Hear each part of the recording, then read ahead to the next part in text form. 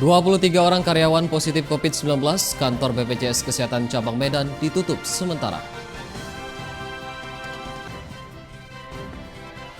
Polda Sumut tangani 38 kasus dugaan penyelewengan dana bansos COVID-19. 2 orang ditetapkan sebagai tersangka.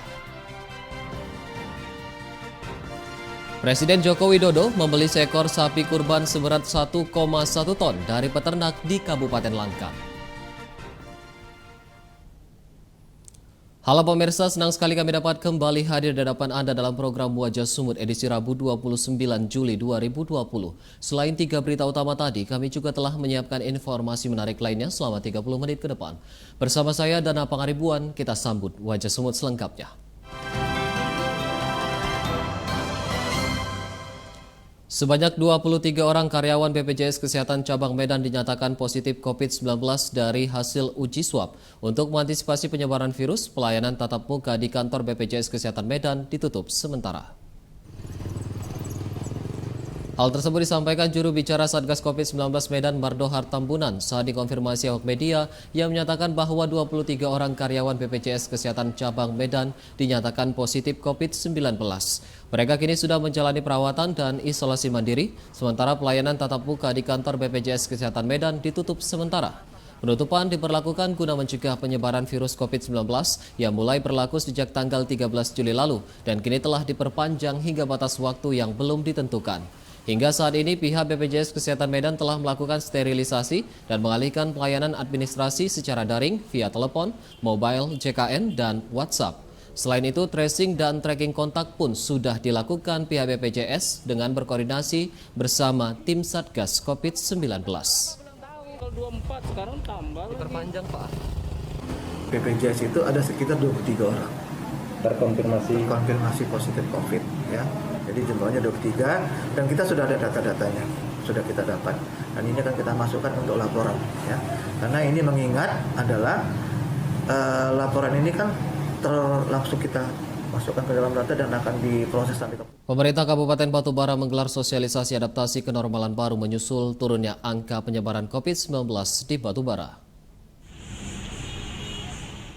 Sosialisasi adaptasi kenormalan baru digelar di Aula Kantor Dinas Kesehatan Batubara yang diikuti sejumlah perwakilan organisasi kemasyarakatan yang dipimpin Bupati Batubara Zahir.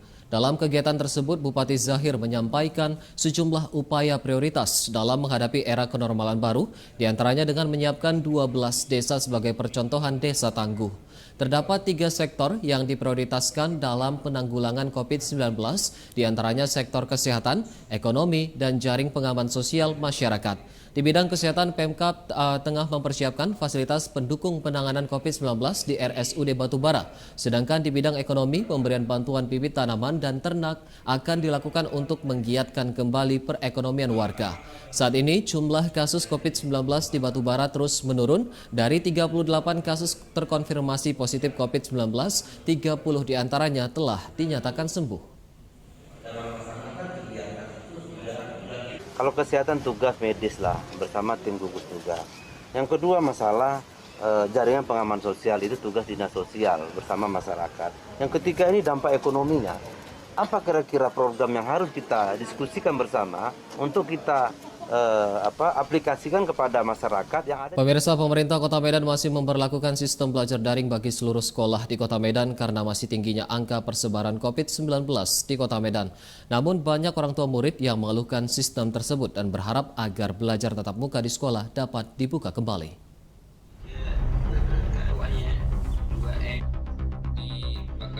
Belajar daring mulai diterapkan di seluruh sekolah di Kota Medan sejak Maret lalu sesuai Surat Edaran Wali Kota Medan nomor 443 tahun 2020 tentang antisipasi pencegahan COVID-19.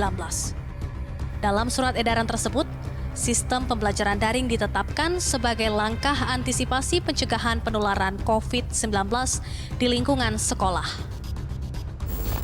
Selama 4 bulan diterapkan, pembelajaran daring menuai pro kontra dari sejumlah pihak. Sebagian orang tua dari kelas ekonomi ke bawah mengeluhkan sistem belajar daring karena keterbatasan biaya untuk membeli peralatan smartphone dan penyediaan kuota internet secara berkelanjutan. Selain itu, mereka juga mengaku tidak memiliki waktu untuk bersama anak di rumah karena sibuk bekerja. Semua menjadi kuat. Keluhannya itu tadi Mbak, HP kita kan nggak mungkin hanya untuk pembelajaran online, kita harus beli HP, sedangkan untuk makan aja sulit. Lalu keterbatasan kuotanya, saya kurang setuju. Karena apa? Karena dalam situasi virus corona seperti ini, kehidupan kita atau cari nafkah kita aja sulit. Apalagi untuk membeli paket, keterbatasan alat komunikasi yang hanya komunikasi itu hanya dibawa oleh ayahnya gitu, dibawa bekerja. Dan pembelajaran online itu kan harus satu hari itu dipergunakan oleh anak kita. Kendala itu aja di HP tadi, punya satu dibagi 3 itu aja. Mau beli yang baru tak ada dana, itu aja kendalanya. Kalau bisa lebih bagus belajar langsung tatap muka. Karena gini, kendalanya di anak saya ini, kalau dia kurang paham kan, dia nggak bisa tanya sama saya. Karena ilmu saya pun terbatas. Kendalanya ya satu dari paket, ya terutama ya kalau anak-anak darling itu kan harus ada paketnya. Yang kedua, anak saya jadi malas. Untuk belajar itu jadi malas karena dia udah melihat dari internet itu. Saya sih kurang setuju karena apa? Anak-anak tuh lebih fokus belajarnya di sekolah daripada di rumah. Karena kalau di rumah belajar itu kurang memahami. Kurang memahami, dan gitu pun anak-anak jadi malas karena udah lihat dari internet. Tidak hanya orang tua, pihak sekolah juga merasakan dampak diterapkannya sistem belajar daring.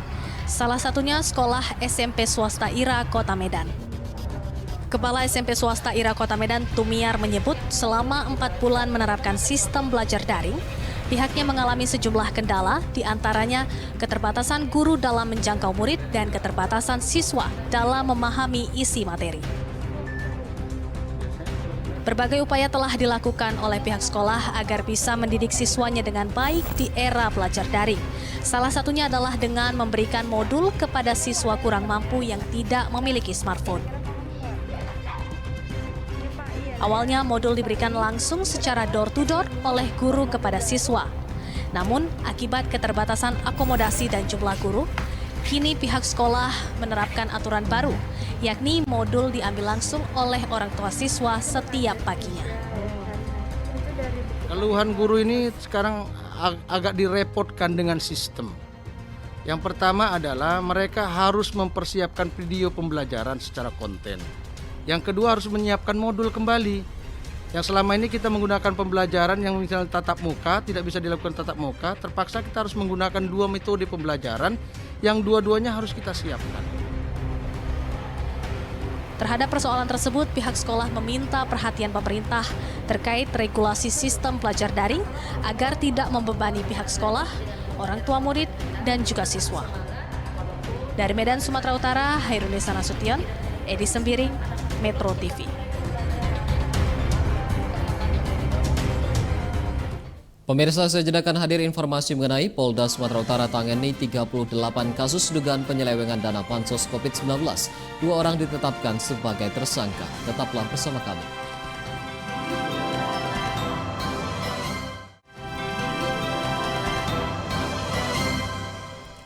Anda masih bersama kami di Wajah Sumut. Polda Sumatera Utara menangani 38 kasus dugaan penyelewengan dana bansos COVID-19 di wilayah Sumatera Utara. Dalam kasus ini, polisi telah menetapkan 2 orang tersangka terkait pemotongan dana bansos di Kabupaten Dairi. Kabid Humas Polda Sumut Kombes Pol Tatan Dirsan Atmaja menyampaikan Polda Sumut awalnya menangani 41 perkara, namun 3 diantaranya telah dihentikan. Sehingga total kasus dugaan penyelewengan dana bansos COVID-19 yang ditangani sebanyak 38 kasus. Dari puluhan kasus yang ditemukan di wilayah hukum Polda Sumut ini, kepolisian telah menetapkan 2 orang tersangka terkait pemotongan dana bansos yang terjadi di Kabupaten Dairi, Sumatera Utara. Dalam kasus tersebut, Polres Dairi menjerat kedua tersangka dengan pasal 368 KUH Pidana tentang pemerasan. Kombes Pol Tatan Dirsan Atmaja menambahkan sejumlah modus yang digunakan dalam penyelewengan dana bansos, diantaranya markup dana bansos ataupun pemotongan anggaran. Sebelumnya, Kapolda Sumut Irjen Pol Martuani Sormin menegaskan pihaknya akan menindak tegas pelaku penyelewengan dana bansos dengan sanksi pidana. Dari 38 tersebut, 3 dilimpahkan ke Polda untuk ditindaklanjutin. Kemudian yang sudah naik sidik ada 2 perkara, yaitu di Polres Langkat dan Polres Dairi. Kemudian yang sudah tetapkan tersangka itu ada 2, khususnya di Polres Dairi. Sedangkan yang di Polres Langkat masih dalam penyelidikan untuk penetapan tersangkanya. Pengadilan Negeri Medan menggelar sidang lapangan dalam perkara sengketa gugatan rumah dinas dosen di Komplek Universitas Sumatera Utara. Pihak Universitas Sumatera Utara digugat oleh 3 penggugat terkait pengosongan rumah dinas yang dilakukan secara sepihak.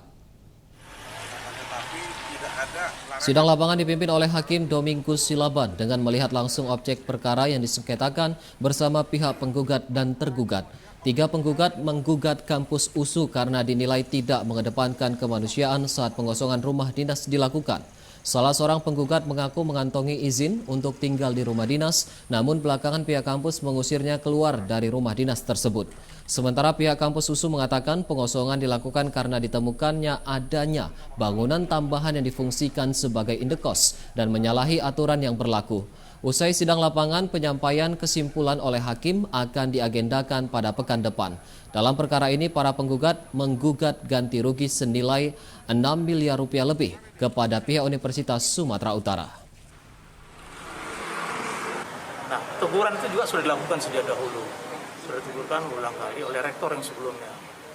Dan terakhir intinya adalah kemarin ada temuan BPK. Ya kan? Temuan itu sudah berulang kali disampaikan. Supaya apa? Karena ini semua beberapa unit sudah ada alih fungsi. Di antaranya 28 unit alih fungsi dari rumah huni menjadi rumah kos. Akhirnya apa? Pendapatan itu tidak pernah sesuai kepada USU. Kita ke berita kriminal. Satuan Narkoba Polrestabes Medan menangkap seorang pengedar narkoba dan menyita 15 kg sabu serta puluhan ribu butir pil ekstasi. Dari pemeriksaan, pelaku merupakan bagian sindikat narkoba jaringan internasional.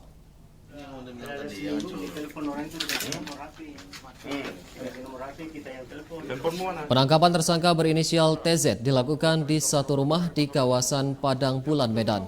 Dari lokasi penangkapan, polisi menemukan belasan bungkus narkotika jenis sabu dengan berat total sekitar 15 kg yang disembunyikan pelaku di dalam pengeras suara. Selain barang bukti sabu, polisi juga menemukan 20.000 butir pil ekstasi. Dari pengembangan kasus tersebut, polisi kemudian menangkap 2 tersangka lain dengan barang bukti sabu seberat 400 gram. Menurut Kapolres Tabes Medan Kombes Pol Riko Sunarko, pihaknya masih memburu 1 pelaku lainnya yang diduga bandar narkoba. Berdasarkan pemeriksaan, pelaku mengaku sudah mengedarkan narkoba sebanyak 2 kali dan menjadi bagian sindikat narkoba jaringan Malaysia, Pekanbaru, dan Medan. Ketiga pelaku dijerat Undang-Undang Narkotika Nomor 35 Tahun 2009 dengan ancaman hukuman maksimal 20 tahun penjara. 3 tersangka yang kita rilis pada sore hari ini dengan barang bukti sabu-sabu seberat 15.460 gram sabu-sabu dan 20 butir pil ekstasi serta 0,70 gram. Polres Labuan Batu mengungkap sindikat penjual obat-obatan terlarang tanpa izin di kawasan Rantau Prapat, Labuhan Batu. 4 orang tersangka diamankan petugas, 3 diantaranya merupakan pegawai honorer rumah sakit. Satuan Narkoba Polres Labuan Batu mengungkap kasus peredaran obat-obatan terlarang yang dijual tanpa izin di kawasan Rantau Prapat. Dalam pengungkapan tersebut, polisi mengamankan 4 orang tersangka, yakni MR, ES, dan AS, dan seorang wanita berinisial SDM. Menurut Kasat Narkoba Polres Labuan Batu AKP Martualesi Sitepu, 3 dari 4 orang pelaku berstatus pegawai honorer di Rumah Sakit Umum Daerah Kota Pinang, Labuhan Batu Selatan. Selain para tersangka, polisi juga menyita barang bukti berupa 2.391 butir obat psikotropika dari berbagai jenis, 111 butir pil clonazepam golongan 4, dan 2.280 butir pil Atarax psikotropika. Para pelaku dijerat pasal 60 ayat 3 dan 4 Undang-Undang Nomor 5 Tahun 1997 tentang psikotropika dengan ancaman hukuman maksimal 5 tahun penjara atau denda 1,5 miliar rupiah.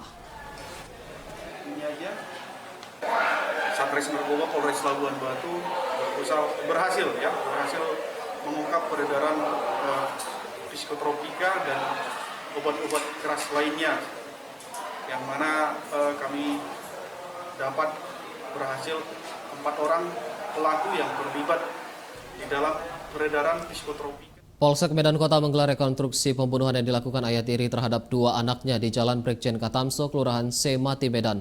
Dalam rekonstruksi, tersangka memperagakan sebanyak 17 adegan.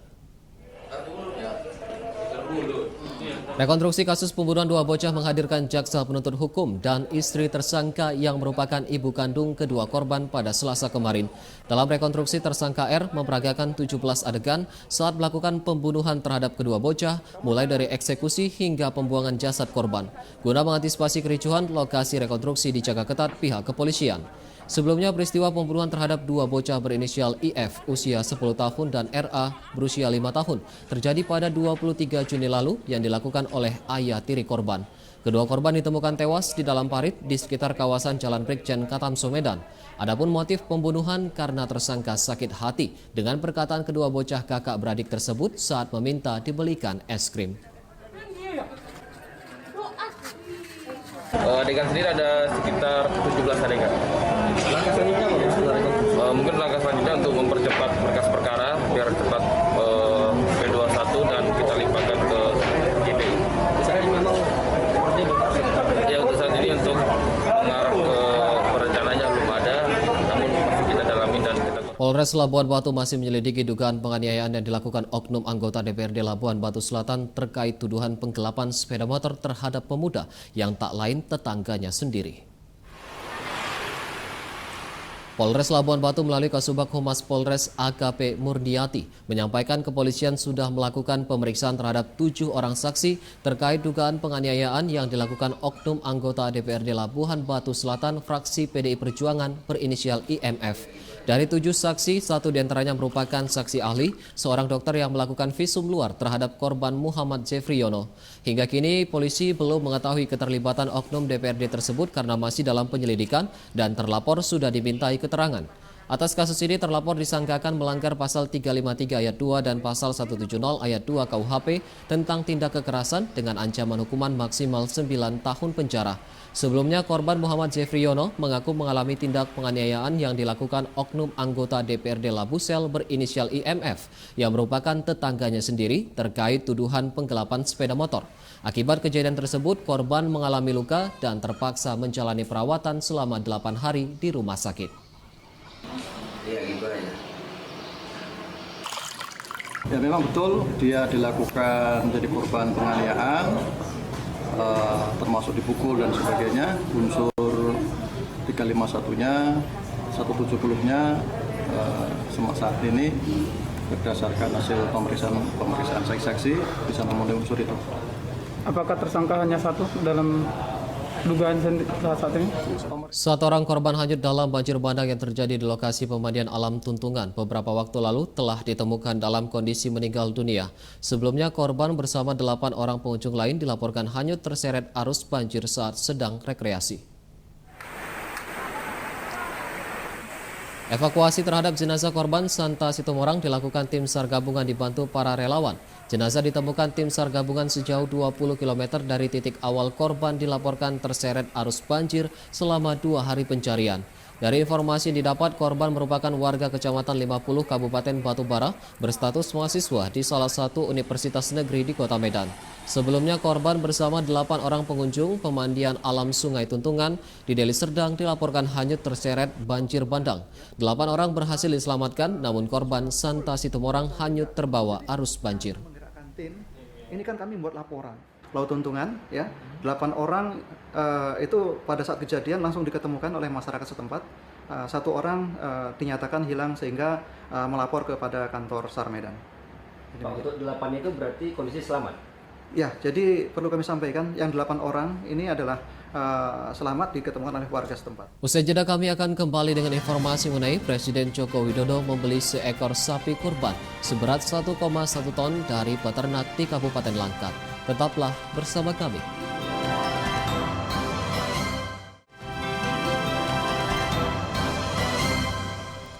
Kembali lagi di Wajah Sumut, Ketua DPC Partai Demokrat Kota Medan mengakui bakal calon wali kota Medan Akhir Nasution telah lama menjadi kader Partai Demokrat. Terkait keanggotaan ganda tersebut, pengurus PDI Perjuangan akan memberikan sanksi tegas.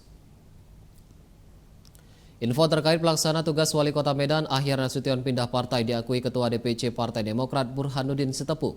Burhanuddin mengatakan kepindahan Ahyar ke Partai Demokrat sejak 14 Juli 2020 lalu sejalan dengan penyerahan rekomendasi Ahyar sebagai calon wali kota Medan yang akan diusung Partai Demokrat.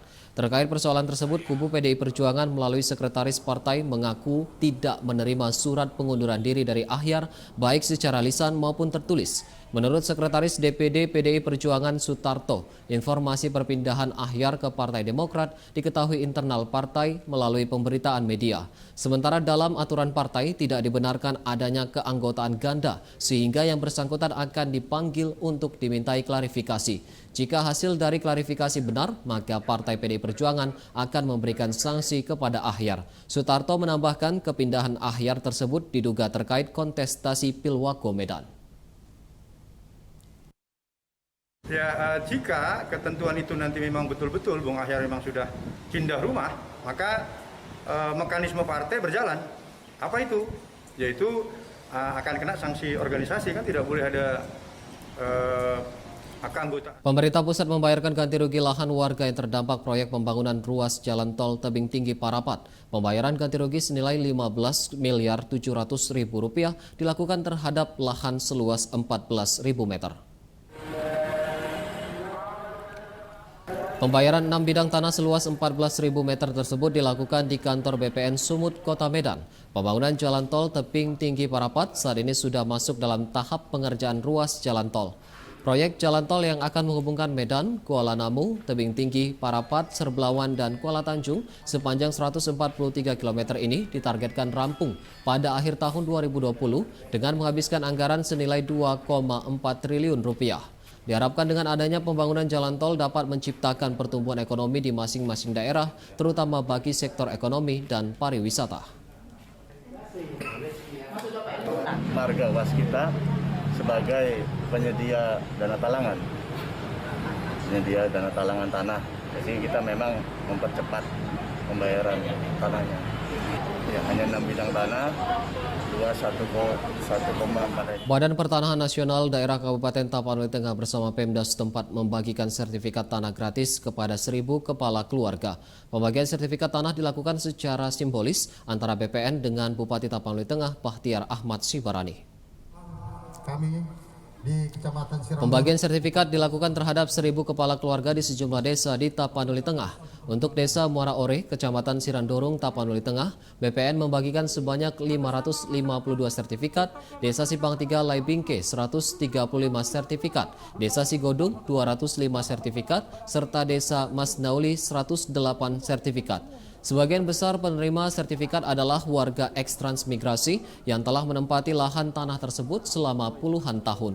Kepala BPN Daerah Kabupaten Tapanuli Tengah Joko Sutari dalam pemaparannya menyebutkan pembagian sertifikat tanah merupakan program Presiden Joko Widodo yang terrealisasi atas dukungan pemerintah Kabupaten Tapanuli Tengah. Bupati Tapanuli Tengah Bahtiar Ahmad Sibarani berharap lahan yang telah bersertifikat bisa dimanfaatkan warga untuk memenuhi kebutuhan warga terutama di masa pandemi COVID-19.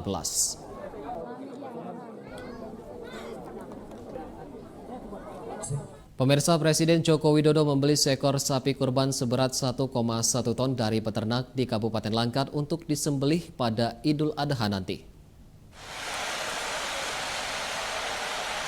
Sapi yang dibeli Presiden Joko Widodo merupakan sapi peranakan ongole berusia 4 tahun milik peternak sapi bernama Rustam, warga desa Batu Malenggang, Kecamatan Hinai, Kabupaten Langkat. Rencananya sapi ini akan disembelih di Masjid Agung Medan pada Hari Raya Idul Adha Jumat mendatang. Menurut pemilik sapi, sapi yang dibeli oleh Presiden Joko Widodo merupakan sapi terberat dengan bobot 1,1 ton. Rustam mengaku senang karena pada tahun lalu Presiden Jokowi juga membeli sapi miliknya untuk dikurbankan di Hari Raya Idul Adha.